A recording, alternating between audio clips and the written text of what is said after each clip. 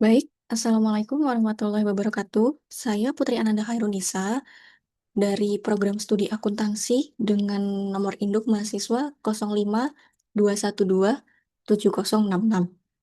Pada tugas mata kuliah Pancasila di tugas pertama ini, saya akan menyampaikan terkait pelajaran dari sejarah Pancasila bagi generasi muda dengan judul dari sidang BPUPKI ke generasi muda terkait nilai Pancasila yang tak lekang waktu.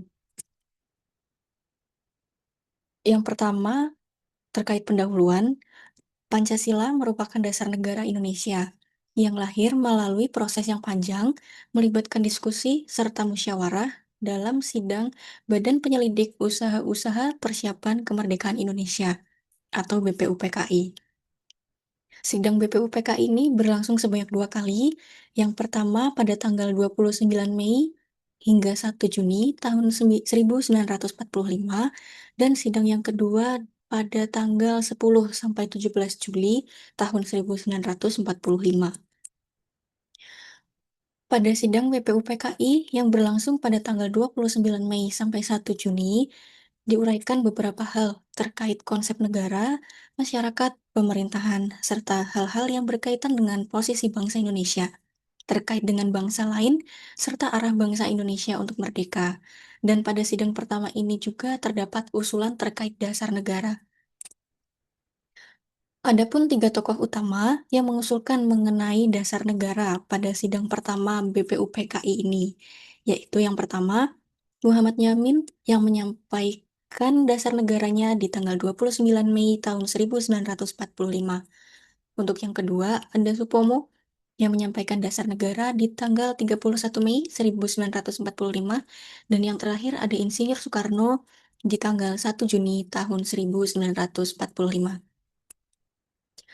Untuk yang pertama, ada pidato dari Muhammad Yamin.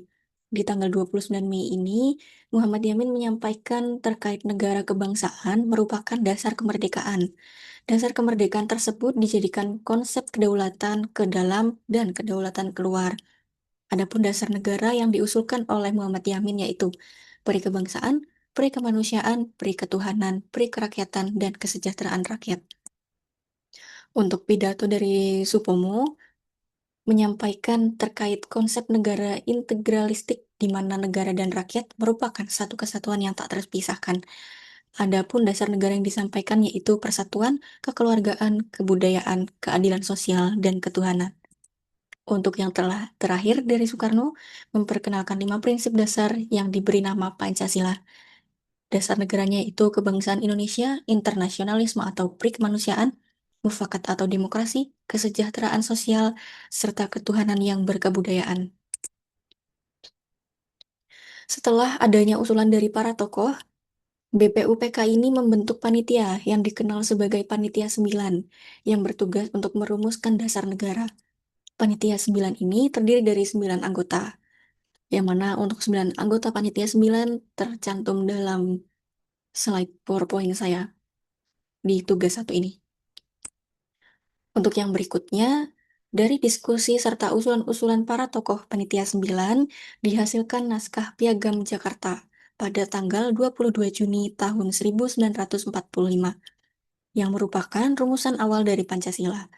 Adapun 5 sila yang dirumuskan yaitu ketuhanan dengan kewajiban menjalankan syariat Islam bagi pemeluk-pemeluknya, kemanusiaan yang adil dan beradab, persatuan Indonesia, kerakyatan yang dipimpin oleh hikmat kebijaksanaan dalam permusyawaratan perwakilan, serta yang terakhir keadilan sosial bagi seluruh rakyat Indonesia. Namun, kalimat dengan kewajiban menjalankan syariat Islam bagi pemeluk-pemeluknya diubah demi menjaga kesatuan dan persatuan bangsa. Pancasila disahkan dalam sidang PPKI pada tanggal 18 Agustus tahun 1945 dengan rumusan ketuhanan yang Maha Esa, kemanusiaan yang adil dan beradab, persatuan Indonesia, kerakyatan yang dipimpin oleh hikmat kebijaksanaan dalam permusyawaratan perwakilan, serta keadilan sosial bagi seluruh rakyat Indonesia.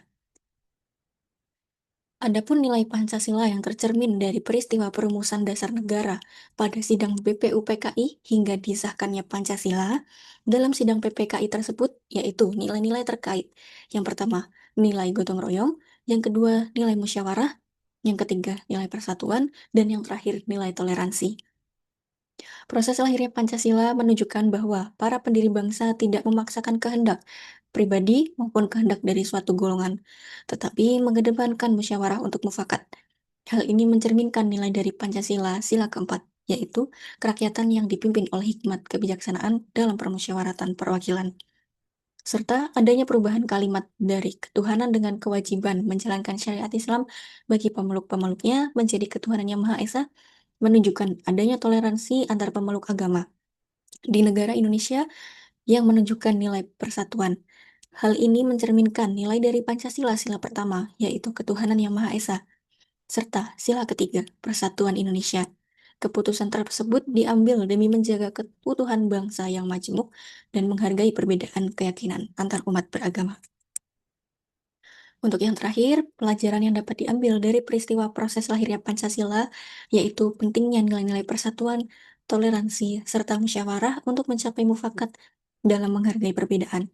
Nilai-nilai tersebut tentu masih relevan hingga saat ini, karena di tengah kemajuan teknologi dan globalisasi, generasi saat ini perlu menanamkan sikap saling menghargai, bekerja sama, serta menjaga persatuan dan kesatuan bangsa dengan cara menerapkan semangat Pancasila, seperti gotong royong, toleransi antar agama, dan cinta tanah air.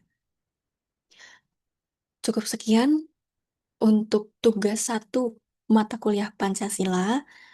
Terima kasih atas waktu yang telah diluangkan untuk mendengarkan materi yang saya sampaikan pada diskusi sesi 3 kali ini. Kurang lebihnya mohon maaf. Wassalamualaikum warahmatullahi wabarakatuh.